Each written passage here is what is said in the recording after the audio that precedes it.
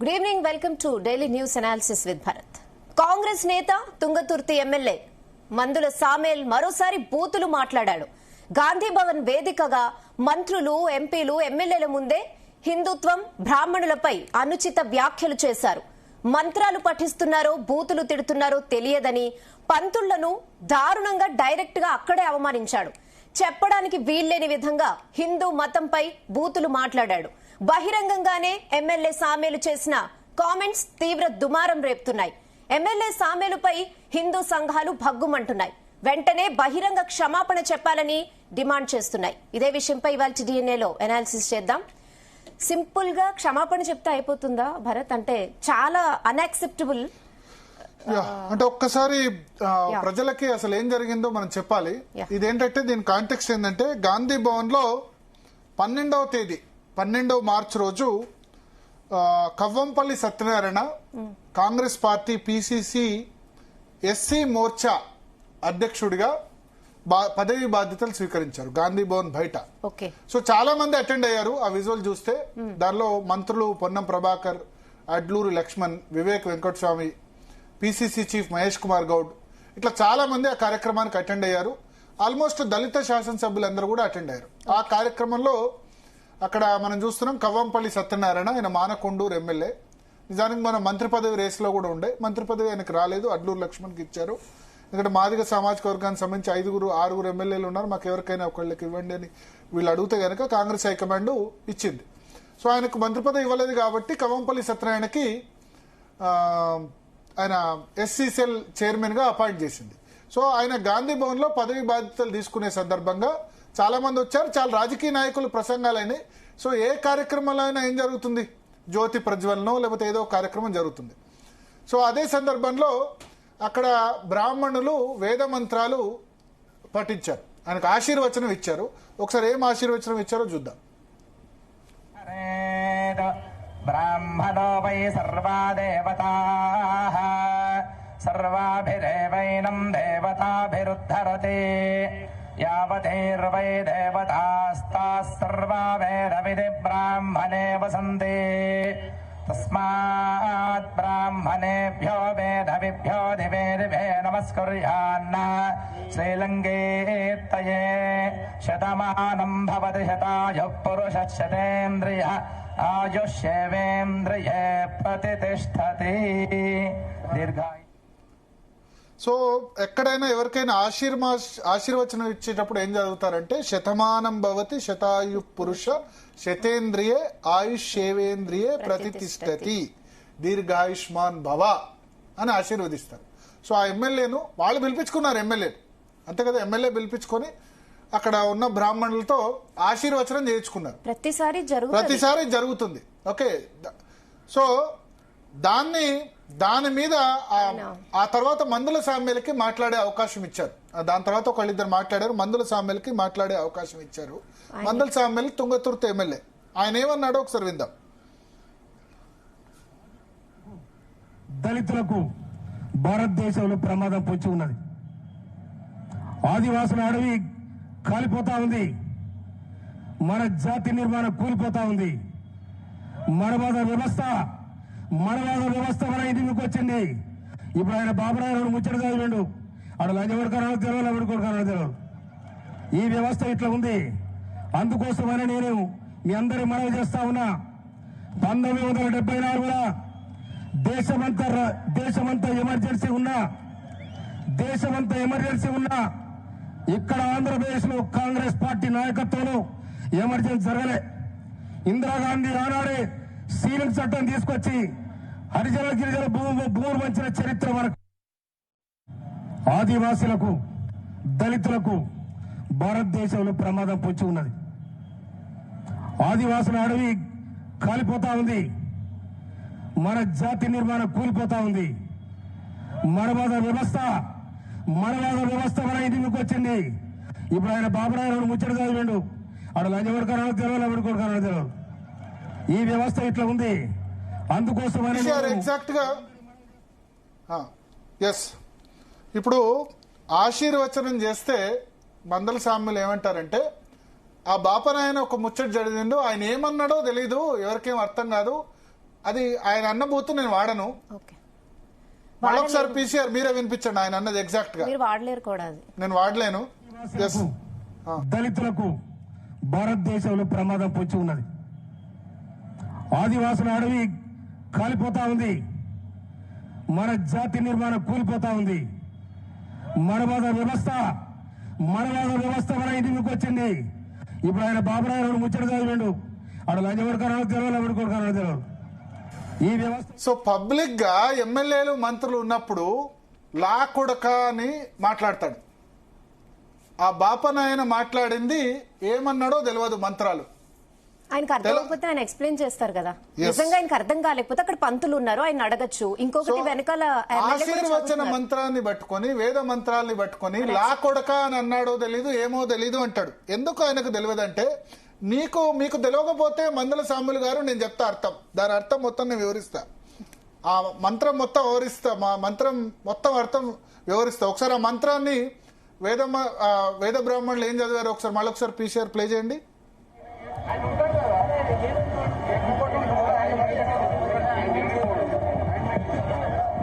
ఓం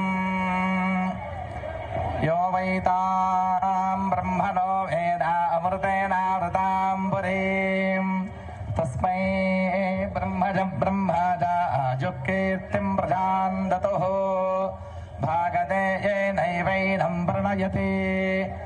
yes, ఇక్కడ వరకు నా అర్థం నేను చెప్తా. ఎవరు బ్రహ్మతత్వాన్ని అంటే వేద జ్ఞానాన్ని తెలుసుకుంటారో యోవైత బ్రహ్మణో వేద అమృతేనా వృత పురీం తస్మై బ్రహ్మచ బ్రాహ్మణచ్చ కీర్తిం ప్రజం దదాతి అని చదివారు. అంటే ఎవరు బ్రహ్మతత్వాన్ని ఎవరు వేద జ్ఞానాన్ని తెలుసుకుంటారో అది అమృత స్వరూపమైన దివ్య జ్ఞానం. అలాంటి జ్ఞానం కలిగిన వారికి బ్రహ్మదేవుడు వేదజ్ఞులు వారికి మంచి పేరు కీర్తి సంతానం సంపద కలగాలని ఆశీర్వదిస్తారు. ఇది దాని అర్థం. ఎస్, ఇంకా కూడా చదివారు. ఎస్,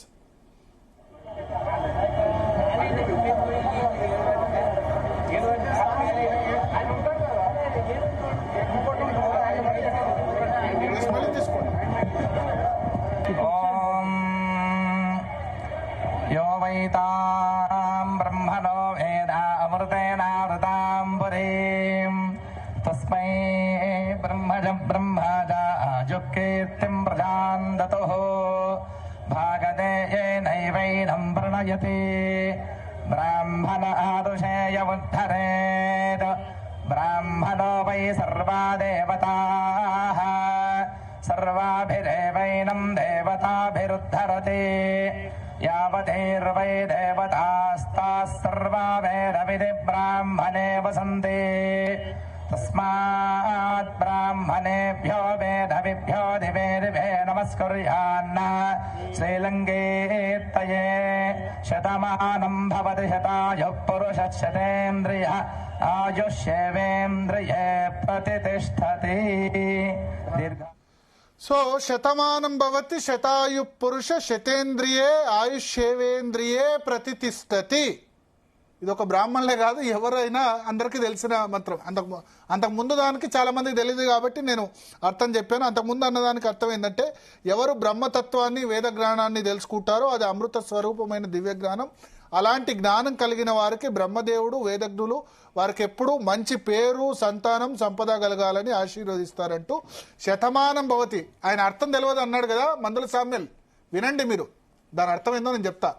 అది లా కొడక అన్నాడో ఏమన్నాడో తెలియదు అన్నారు కదా, చెప్తా. శతమానం దాని అర్థం అది. శతమానం భవతి శతాయు పురుష అంటే ఆ మనిషి అంటే కవంపల్లి సత్యనారాయణ 100 ఏళ్ళు జీవించాలి, పూర్తి ఆయుష్ కలిగి ఉండాలి, ఇంద్రియాలు బలంగా ఉండాలి, ఆరోగ్యంగా దీర్ఘకాలం జీవించాలి అని ఆశీర్వచనం ఇస్తూ దీర్ఘాయుష్మాన్ భవ అని క్లోజ్ చేశారు. శతమానం భవతి శతాయు పురుష శతేంద్రియ ఆయుష్యేవేంద్రియే ప్రతిష్టతి దీర్ఘాయుష్మాన్ భవ అని ఆశీర్వదిస్తే ఈ తుంగతుర్తి ఎమ్మెల్యే మందల సామ్యులు గారు ఏమంటారంటే ఆయన ఆ విధంగా బూతు మాట్లాడినా నేను ఆయన గారు అని పిలుస్తున్నా. ఎందుకంటే రెస్పెక్టెడ్ ఎమ్మెల్యే, తుంగతుర్తి ప్రజలు ఆయన్ను ఎలక్ట్ చేసుకున్నారు. ఆయన గొప్పతనం అని ఆయన అనుకుంటున్నారు. అక్కడ ఎదుటి వ్యక్తి మీద ఏం జరిగిందో లేకపోతే సరే చాలా కాలం ఈయన నిజ స్వరూపం ఇదని తెలియదు కదా. సో ఎలక్ట్ చేసుకుంటే ఆయన ఏం మాట్లాడారో వినండి మళ్ళొకసారి. ఆదివాసులకు దళితులకు భారతదేశంలో ప్రమాదం పొంచి ఉన్నది. ఆదివాసుల అడవి కాలిపోతా ఉంది. మన జాతి నిర్మాణం కూలిపోతా ఉంది.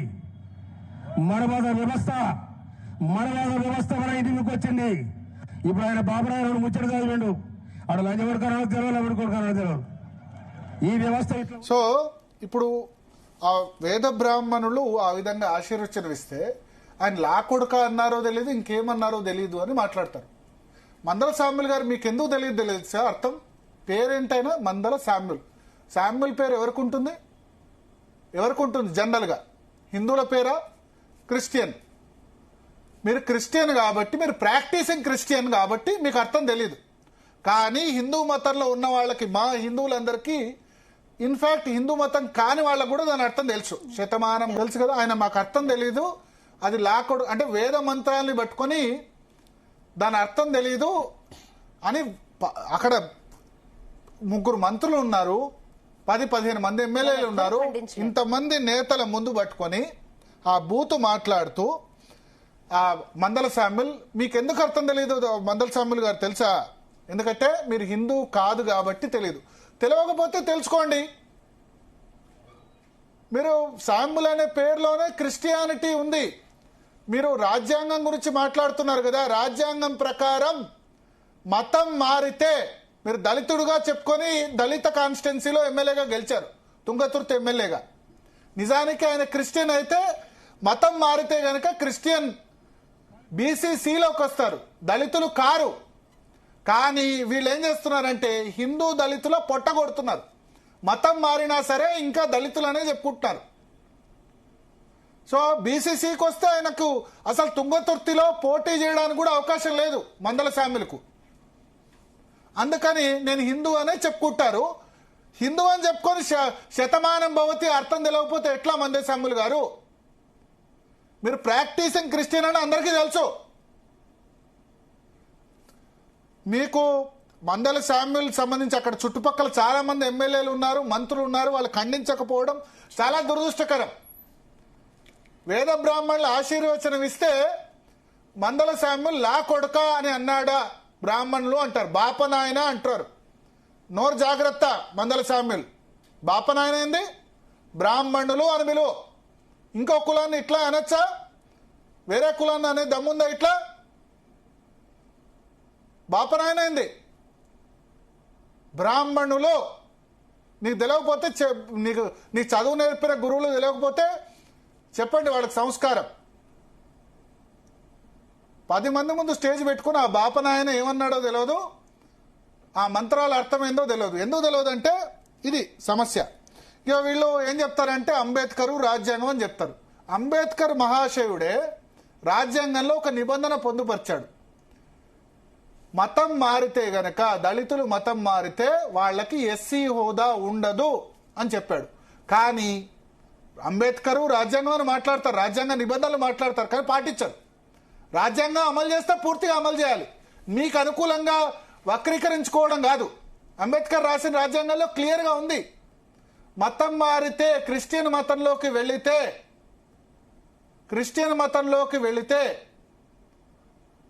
వాళ్ళకి, దళితులకి ఎస్సీ హోదా ఉండదు. ఎందుకు వాళ్ళకి షెడ్యూల్డ్ క్యాస్ట్ హోదా దళితులకు ఇచ్చారంటే హిందూ మతంలో అంటరానితనం ఉంది అని. కాబట్టి వాళ్ళకి దళితులు ఎస్సీ సర్టిఫికేట్ వస్తుంది. ఎప్పుడైతే క్రిస్టియానిటీకి వెళ్తే క్రిస్టియానిటీలో అంటరానితనం లేదు కాబట్టి అది వాళ్ళు దళితుల కిందికి రారు మతం మారితే. సో అందుకనే రాజ్యాంగ నిర్మాతలు ఏం చేశారంటే క్రిస్టియానిటీలో అంటరానితనం లేదు కాబట్టి, మళ్ళీ సిక్కిజంలో ఉంది. మతం మారి సిక్కిజం తీసుకుంటే, లేకపోతే జైనులైనా, లేకపోతే వేరే మతం తీసుకుంటే కనుక దళితులైనా వాళ్ళకి దళిత హోదా ఉంటుంది. బట్ క్రిస్టియన్ మతంలోకి వెళితే వాళ్ళకి దళిత హోదా ఉండదు. వాళ్ళు బీసీసీ కింద వస్తారు. బీసీసీ కూడా మన రాష్ట్రంలో 1% ఉంది converted Christians. BCC backward caste కిందకి వస్తారు. ఈ లెక్కన మందల సామ్యుల్, నిజానికి ఒక్క మందల సామ్యులే కాదు, చాలా మంది, వేలాది మంది కన్వర్ట్ అయిన వాళ్ళు బీసీసీ సర్టిఫికేట్ తీసుకోవాలి. కానీ రాజ్యాంగం గురించి గంటల గంటలు లెక్చర్ ఇచ్చేవాళ్ళు వాళ్ళే ఫాలో గారు. ఎందుకు? ఇప్పుడు ఆయన తుంగతుర్తి నుంచి ఎమ్మెల్యే, తుంగతుర్తి రిజర్వ్డ్ ఫర్ ఎస్సీస్. ఆయన మతం మారితే ఆయన బీసీ అవుతారు, తుంగతుర్తి నుంచి పోటీ చేయడానికి అర్హులు అవుతారు. ఎస్సీ సర్టిఫికేట్ ఏమో కావాలి, కానీ హిందూయిజాన్ని పాటించరు. హిందూయిజాన్ని పాటించకపోతే పర్లేదయ్యా, హిందూయిజం మీద నోరు పారేసుకోవడం ఎందుకు? వేద మంత్రాల మీద నోరు పారేసుకోవడం ఎందుకు? మందల శామ్యుల్ బ్రాహ్మణులను పట్టుకొని బాపనోడు అని మాట్లాడతారు. ఇదే మాట వేరే కులం నాన్న అంటే గిట్ట ఊరుకుంటారా? అంటే మీకు అప్పర్ క్యాస్ట్ కాబట్టి ఓకే, బ్రాహ్మణులు ఏమన్నా చెల్తా, మనువాదం ఏదో లెక్చర్లు ఇస్తారు, ఇక మనువాదం అది ఇదని. ఇప్పుడు ఉందో లేదో మనువాదం ఏందో తెలియదు, కానీ దళిత దొరలు అయితే ఉన్నారు కొద్దిమంది. ఓకే, ఒకటే కుటుంబం నుంచి 4-5 ఎంపీలు ఎమ్మెల్యేలు అయ్యే వాళ్ళు ఉన్నారు. కింది స్థాయి దళితుల్ని తొక్కేస్తున్నారు. అర్థమైందా? ఈ మందల శామ్యుల్ రేవంత్ రెడ్డి చెప్పాడు ఆయన దగ్గర 50,000 రూపాయలు కూడా లేవు ఎమ్మెల్యే ఎలక్ట్ అయ్యే ముందు 2023లో అని చెప్పాడు. ఈ 3 సంవత్సరాల్లో ఆయన ఆస్తి ఎంత చెప్పండి? మొత్తం చాలా ఆరోపణలు ఉన్నాయి. మొన్న తుంగతుర్తిలో మున్సిపాలిటీస్ ఓడిపోయినాడు. తిరుమలగిరి కాన్స్టిట్యున్సీ మోత్కూరులో ఒక మున్సిపాలిటీ ఓడిపోయినాడు. ప్రజలు 2 ఏళ్లలోనే అతన్ని చీకొట్టారు. కాంగ్రెస్ పార్టీ అంతా గెలిస్తే తుంగతుర్తి కాన్స్టిట్యున్సీలో ఓడిపోయినాడు. ఆయన వచ్చి ఇప్పుడు మాట్లాడుతున్నారు, దయచేసి హిందువులారా దయచేసి ఇటువంటి వాళ్ళని మనం తిప్పికొట్టకపోతే, మన మతాన్ని మనం సంరక్షించుకోకపోతే, మన మతం మీద ఇటువంటి కామెంట్ చేసే వాళ్ళని ఊరుకోకపోతే మందల శామ్యుల్ బహిరంగంగా హిందువులకు క్షమాపణ చెప్పాలి, బ్రాహ్మణులకు క్షమాపణ చెప్పాలి. ఓన్లీ క్షమాపణ అడుగుతున్నారు హిందూ సంఘాలు, అది కరెక్ట్ కాదు. అసలు నెక్స్ట్ టైం అట్లా అనకూడదు ఎవరు అనేది ఉండాలి. క్షమాపణ చెప్తే సరిపోతుందా ఆయన అన్న బూతులకి? ఇంకా మరి సస్పెండ్ చేయాలి. మరి కులాల మధ్య కాదు, ఇది ఫ్యాషన్ అయిపోయింది నిజంగా. ఆయన ఎమ్మెల్యే అయితే ఏమైనా మాట్లాడతాడు. నిజంగా రేవంత్ రెడ్డి గారు ఆయన సస్పెండ్ చేస్తే రేపు ఇంకొక ఎమ్మెల్యే ఇట్లా మాట్లాడకుండా ఉంటాడు. ఈ మధ్య చాలా ఫ్యాషన్ అయిపోయింది, మతం కులం ఇవే అవుతున్నాయి అంతా. దయచేసి దీన్ని మీరే తగ్గించగలరు. హిందువులు కూడా క్షమాపణ చెప్తే సరిపోతుంది అన్నారు, అది కరెక్ట్ కాదు. క్షమాపణ చెప్తే ఎట్లా ఎవరినైనా బూతు తిట్టి సారీ చెప్పేస్తే అయిపోతుందా? వాళ్ళ గవర్నమెంట్ ఉంది, వాళ్ళ గవర్నమెంట్ కేసు పోలీస్ స్టేషన్ లో కేసు పెట్టినా ఫైల్ చేస్తారు, అరెస్ట్ చేస్తారు. వేరే వ్యక్తి అరెస్ట్ చేశారనుకోండి, వేరే వ్యక్తి ఇటువంటి కామెంట్ చేశారనుకోండి, ఏం చేస్తారు? వేరే వ్యక్తి ఇటువంటి కామెంట్ చేస్తే వాళ్ళని డెఫినెట్ గా ఈ కులాన్ని కించపరచడానికి కేసు పెట్టడానికి అవకాశం ఉంది. ప్రభుత్వం కాంగ్రెస్ ప్రభుత్వం ఉంది కాబట్టి పోలీసులు ఆ డేర్ చేయరు. ఇక పెట్టుకుంటే ప్రైవేట్ కేసులు పెట్టాలి. నిన్న నాకు ఒకళ్ళిద్దరు రాత్రి ఫోన్ చేశారు. సో వేలాది మంది, వందలాది మంది అక్కడ ఉన్నారు, 10ల సంఖ్యలో ఎమ్మెల్యేలు మంత్రులు ఉన్నారు, ఒక్కళ్ళు కూడా మాట్లాడలే. వాళ్ళందరూ తప్పు చేసినట్టు యాక్చువల్లీ వాళ్ళందరూ సరే, వాళ్ళు ఏం విన్నారో లేదో కానీ అబ్జెక్షన్ వాళ్ళకి అనిపించలేదు. కానీ చూడండి పాపం కవ్వంపల్లి సత్యనారాయణ ఎవరైతే ఆయన ఎస్సీ సెల్ చైర్మన్ గా బాధ్యతలు స్వీకరించారో ఆయన పిలుచుకున్నారు, నాకు ఆశీర్వచనం ఇవ్వండి అని వేద బ్రాహ్మణులు పిలిపించుకున్నారు, ఆశీర్వచనం తీసుకున్నారు, బొట్టు పెట్టుకున్నారు. మరి ఆయన ప్రొటెక్ట్ చేసుకోవాల్సింది, బొట్టు పెట్టుకున్నారు. ఆయన ఈయనకేం ప్రాబ్లం వచ్చిందో? నీకు ఇష్టం లేకపోతే మందుల శామ్యుల్ మీకు ఇష్టం లేకపోతే మీరు విలువకండి, మీరు వేద మంత్రాలతో చేయించుకోకండి. మీరు ఏ భాషలో ఉందో తెలియదు, సంస్కృతం తెలియకపోతే ఎట్లా అండి? మందుల శామ్యుల్ గారు, నేను వేరే మత గ్రంథాలను అవమానించాను. I respect Quran, I respect Bible Hebrew భాషలో రాశారు, కానీ తెలుగులో కూడా అనువాదం అయింది. ఓకే, మీరు బైబిల్ చదువుతున్నారు కదా, మీరు ప్రాక్టీసింగ్ క్రిస్టియన్ అని నాకు తెలిసి ఒప్పుకోరు. కానీ మొన్న ఏపీ శాసనసభలో కూడా శాసన మండలి చైర్మన్ మోషన్ రాజును క్రిస్టియన్ అంటే నేను క్రిస్టియన్ కాదు హిందూ అని ఆయన చెప్పుకున్నారు. ఓకే, సో ఎందుకు ఓపెన్ గా చెప్పుకోలేరంటే వీళ్ళు రిజర్వేషన్ కావాలి వీళ్ళకి. ఈ మతం మారాలి, రిజర్వేషన్ కావాలి. దీనివల్ల ఎవరు సఫర్ అవుతున్నారు? మందల శామ్యుల్ కాకపోతే ఇంకో ఎస్సీ గెలిచేవాడు కదా. ఎవరు సఫర్ అవుతున్నారు? జనరల్ పబ్లిక్ వచ్చి, జనరల్ క్యాస్ట్ వాళ్ళు లేకపోతే బీసీలు వచ్చి అక్కడ నిల్చోరు కదా, ఎస్సీలే నిల్చోవాలి. సో మతం మారి వీళ్ళు ఎవరికి ద్రోహం చేస్తున్నారు? హిందూ మతంలో ఉన్న దళితులకి ద్రోహం చేస్తున్నారు. దయచేసి హిందూ మతంలో ఉన్న దళితులు మీరు ఆలోచించండి. ఈ కన్వర్టెడ్ క్రిస్టియన్స్, కన్వర్టెడ్ మాఫియా ఏదైతే ఉందో దీనివల్ల మీరు అవకాశాలు కోల్పోతున్నారు. దీనివల్ల జనరల్ ఓసీలకు ఏమి ఇబ్బంది జరగట్లా, బీసీలకు ఏమి ఇబ్బంది జరగట్లా. ఎవరైతే హిందూ మతంలో ఉన్న షెడ్యూల్డ్ క్యాస్ట్ పీపుల్ ఉన్నారో వాళ్ళకే నష్టం జరుగుతుంది. వీళ్ళు పదవులు కావాలి ఎస్సీ కోటా ఉపయోగించి, రాజ్యాంగం పేరు చెప్పుకొని. అదే రాజ్యాంగం చెప్తోంది మతం మారితే కనుక రిజర్వేషన్ ఇవ్వద్దని చెప్పి. మతం మారితే బీసీసీకి వస్తారని చెప్తుంది. సో మందల శామ్యూల్ మతం మారాడు, ప్రాక్టీసింగ్ క్రిస్టియానిటీ ఫాలో అవుతున్నాడు. అందుకని ఆయనకు అర్థం తెలీదు. నాకు అర్థం తెలియకపోతే రెస్పెక్ట్ చేయి, అట్లీస్ట్ వేద మంత్రాలు రెస్పెక్ట్ చేయవయ్యా. ఆశీర్వచన మంత్రం కూడా తెలకుంటే ఎట్లా? నువ్వు అన్ని కులాలు అన్ని మతాల ప్రజలకు రిప్రజెంటేటివ్ కదా, నువ్వు గౌరవించు కనీసం. నీకు ఇష్టం లేకపోతే నువ్వు పిలుచుకోకు. ఎవరొద్దన్నారు? నువ్వు పాస్టర్లతో నువ్వు ప్రార్థనలు చేయించుకో, ఇబ్బంది ఏం లేదు, మాకు ఇబ్బంది ఏం లేదు. నువ్వు అదే మతం ఫాలో అవుతున్నావు కాబట్టి ఇబ్బంది ఏం లేదు. బైబిల్ హీబ్రూ భాషలు రాశారు, దాని అర్థం మీకు తెలుస్తోంది కదా, మరి ట్రాన్స్లేట్ చేసుకొని చదువుతున్నారు కదా. ఆయన ఏ భాషలో చదువుతున్నాడు తెలియదు, ఆయన లా కొడక అని మాట్లాడతారు. ఇంతకంటే దారుణం ఏముండాలి? ఈ ప్రతి ఒక్కళ్ళకి అంటే హిందూ మతం అంటే మనువాదం, ఇంకా వేరే మతాల్లో అంతా అద్భుతంగా ఉంది. అంటే ఏంటంటే హిందూ మతాన్ని కులాల వారీగా విభజించాలని వీళ్ళ కుట్ర, కులాల వారీగా విభజించాలని కుట్ర. ఇప్పుడు ఏంటంటే బ్రాహ్మణులను తిడితే ఎవరు రారు, ఎంత ఓన్లీ బ్రాహ్మణులే వస్తారు, మిగతా వాళ్ళు సపోర్ట్ రారు. లేదా ఇంకో కులం రెడ్డి కులాన్ని తిడితే రెడ్లే వస్తారు, వెలమలు తిడితే వెలమలే వస్తారు, లేకపోతే గౌడ కులస్తుల్లో ముదరాజులు తిడితే వాళ్ళు మాత్రమే వస్తారు. హిందూ మతం అంతా ఒకటి కాదని వాళ్ళ ఉద్దేశం. అదే మీ మతం, మీరు ప్రాక్టీస్ చేస్తున్న క్రిస్టియానిటీని తిడితే క్రిస్టియన్స్ అందరూ కూడా వస్తారు, రావాలి తప్పకుండా, ఏం లేదు. పాస్టర్ ప్రవీణ్ చనిపోతే వేలాది మంది లక్షలాది మంది రోడ్డు మీదకి వచ్చారు ఆయన దాని మీద తప్పు పట్టట్లే. కానీ హిందువులకు కూడా హక్కులు ఉంటాయని గుర్తించండి రాజకీయ నేతలారా. అండ్ నేను చెప్తున్నా, తుంగతుర్తిలో ఉన్న ప్రతి హిందువుకు చెప్తున్నా, తుంగతుర్తిలో ఉన్న ప్రతి హిందువు మీరు అడగండి మీ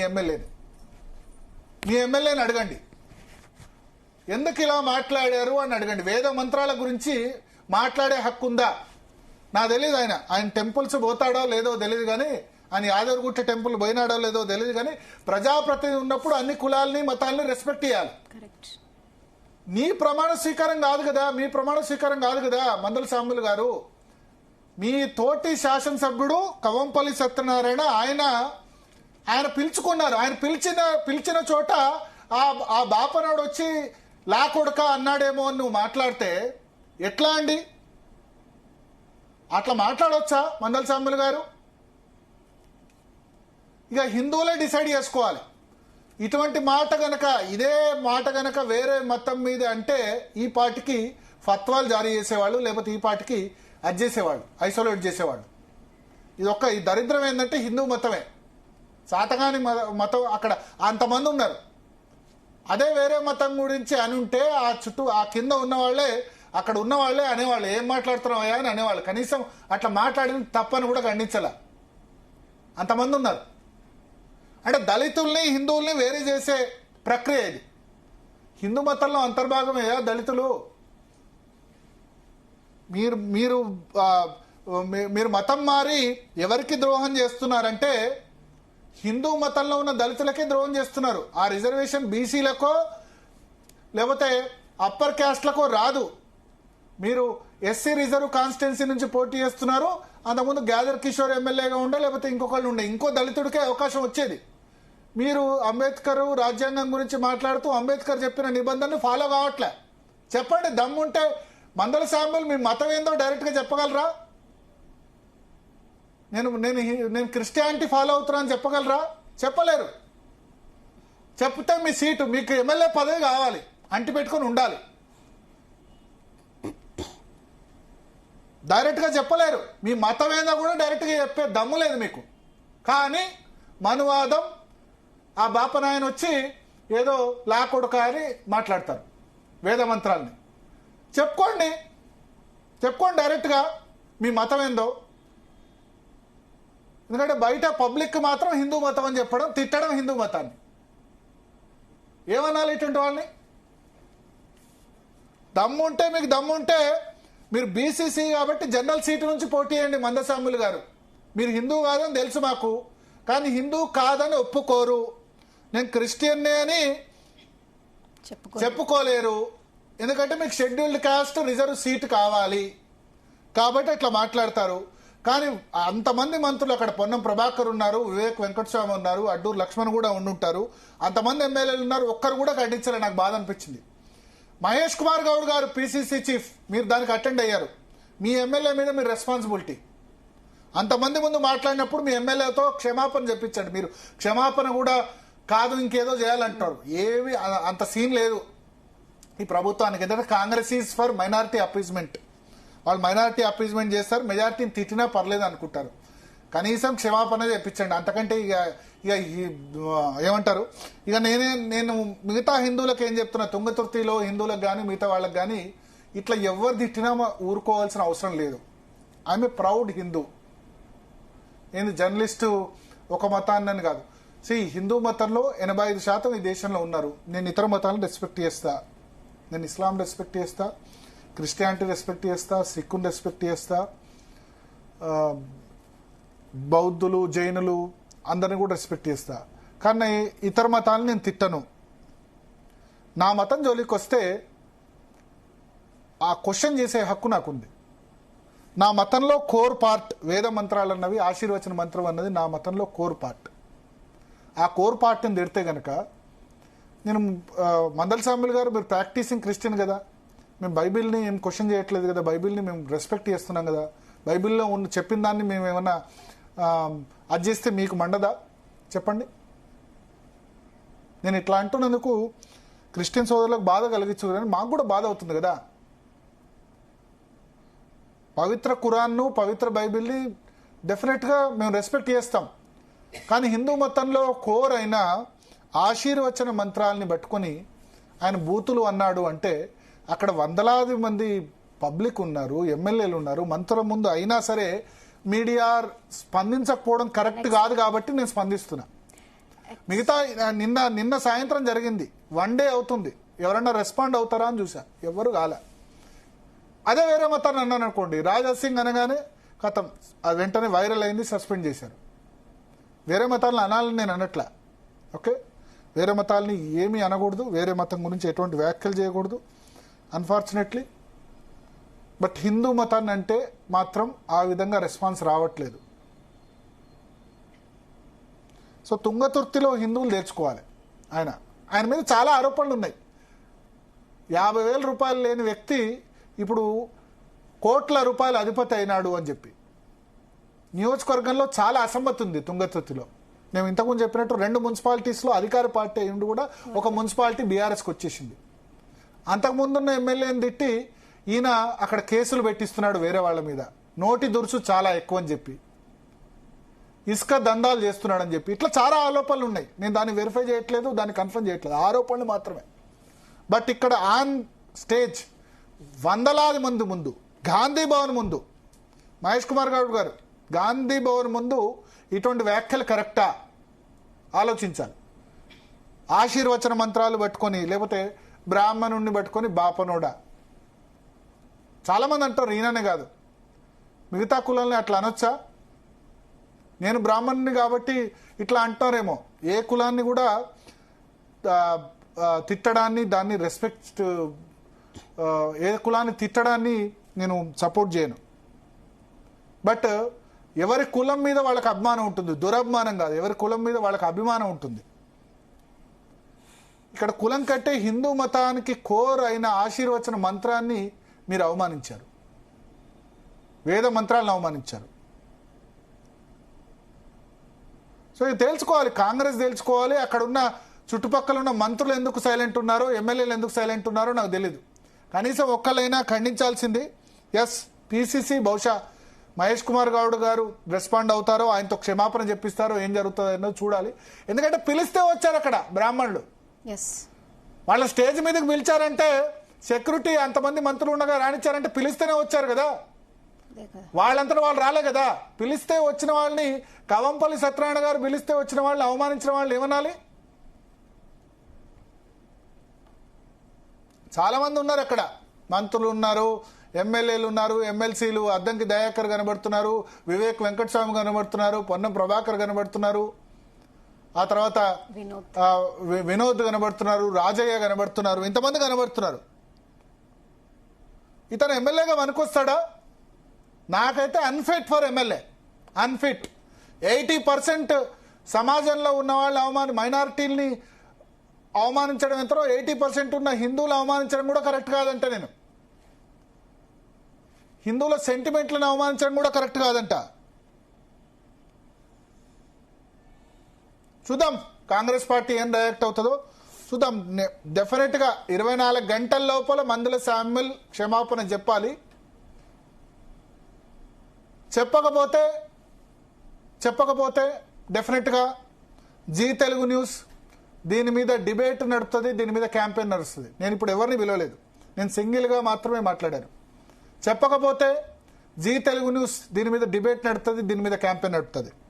మందల శామ్యుల్ గారు, మీకు నేను మర్యాదగా చెప్తున్నా, మీరు క్షమాపణ చెప్పండి. చెప్పకపోతే దీన్ని ఒక క్యాంపెయిన్ లాగా, మీరు క్షమాపణ చెప్పేంత వరకు క్యాంపెయిన్ లాగా తీసుకువెళ్లే బాధ్యత మేము జీ తెలుగు న్యూస్గా తీసుకుంటాం. మేము అన్ని మతాల్ని గౌరవిస్తాం. హిందూ మతాన్ని కించపరిచేలా ఒక మత భావాల్ని లేకపోతే ఒక మతం పవిత్రంగా భావించే వేద మంత్రాల్ని మీరు ఇష్టం ఉన్నట్టు అపహాస్యం చేస్తూ మాట్లాడితే, మీరు ఏ మతం అన్నా ఉండండి, సరే మీరు ఏ మతం అన్నా ప్రాక్టీస్ చేసుకోండి, అది మీ హక్కు. బట్ మా మతాన్ని కించపరిచే వ్యాఖ్యలు, ఇక్కడ దేశంలో తెలంగాణ రాష్ట్రంలో మెజారిటీ మతాన్ని కించపరిచే వ్యాఖ్యలు చేస్తే మాత్రం ఖచ్చితంగా ఊరుకో. యాక్చువల్లీ సీఎం ప్రమాణ స్వీకారంలో కూడా ముగ్గురు వస్తారు, పంతులు వస్తారు, ఇస్లాం పరంగా క్రిస్టియన్ పరంగా. వాళ్ళ ముగ్గురు భాషలు వాళ్ళకి సీఎంకి అర్థం కావు కదా, అయినా వాళ్ళు రెస్పెక్ట్ చేస్తున్నారు కదా. ప్రమాణ స్వీకారం రోజు నేను ఇక్కడ ఏపీలో చూసా, తెలంగాణలో చూసా, వాళ్ళు కూడా అట్లనే డిస్రెస్పెక్ట్ చేస్తే అందరినీ సర్వమత ప్రార్థన. ఈవెన్ ఇక్కడ మన దగ్గర కాదు, మీకు వాషింగ్టన్ అమెరికాలో కూడా మీకు ఏమంటారు, అమెరికాలో కూడా సర్వమత ప్రార్థనతో అక్కడ శాసనసభలు. ఎందుకంటే అందరి వాడు సీఎం ఓన్లీ హిందూ సంబంధించిన వాడు, ముస్లిం సంబంధించిన వాడు, క్రిస్టియన్ సంబంధించిన వాడు కాదు. సీఎం మనవాడు, ఎమ్మెల్యే మా మనిషి అని చెప్పుకునేలా ఉండాలి.